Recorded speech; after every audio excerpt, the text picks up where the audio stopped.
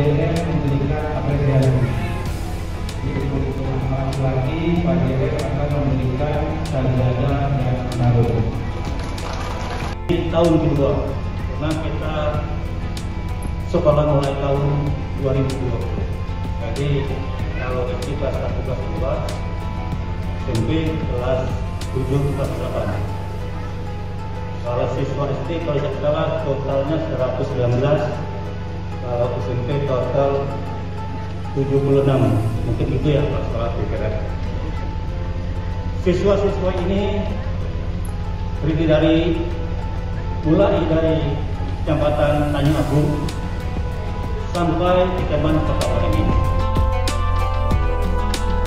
Ini sangat bagus dan perlu dikembangkan dan sesuai dengan visi Dinas Pendidikan dan Kebudayaan Kabupaten Muara Enim bahwa anak-anak SD, SMP itu harus hafiz Al-Quran. Kalau SD itu sampai 6 juz, kalau SMP itu sampai 9 juz.